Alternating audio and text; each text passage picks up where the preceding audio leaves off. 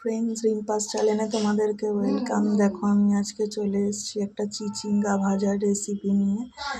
এই চিচিঙ্গাগুলোকে ভালো করে গাটা ছুলে নিয়ে এরকম ছোট ছোট করে কেটে নিয়েছি।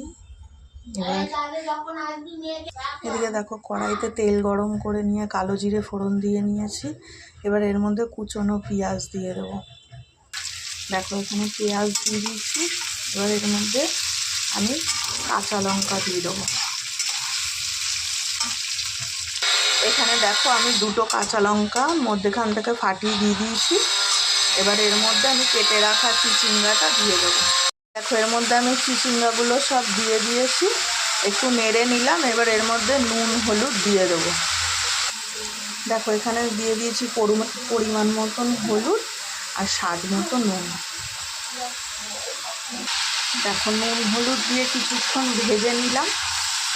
এবার এটাকে আমি কিছুক্ষণের জন্য ঢেকে দেবো।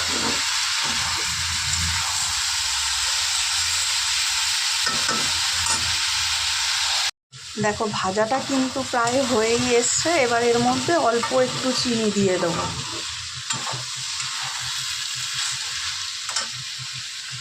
দেখো এর মধ্যে একটু সামান্য পরিমাণে চিনি দিয়ে দিয়েছি।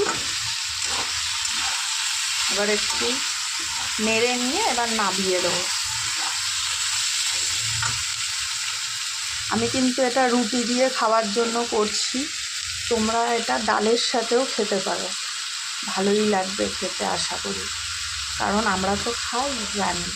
আর এর মধ্যে যদি একটু চিংড়ি মাছ দিলে আরোই ভালো লাগবে খেতে। একবার ট্রাই করে দেখো। আর চিচিঙ্গা দিয়ে অনেক রেসিপি হয়, তোমাদের যদি জানার ইচ্ছা থাকে তাহলে একবার কমেন্ট করো, আমি তাহলে আরও রেসিপি দেওয়ার চেষ্টা করব চিচিঙ্গার। দেখো চিচিঙ্গা ভাজাটা রেডি হয়ে গেছে। তোমরা এভাবে একবার রুটির সাথে বা ডালের সাথে ভাজা হিসেবে খেয়ে দেখো, আশা করি ভালোই লাগবে। আর আমার চ্যানেলটা একটু সাবস্ক্রাইব করে দিও, আমার পাশে থেকো। তোমরাও ভালো থেকো। টাটা বন্ধুরা, বাই। আসছি আবার পরে অন্য রেসিপি নিয়ে।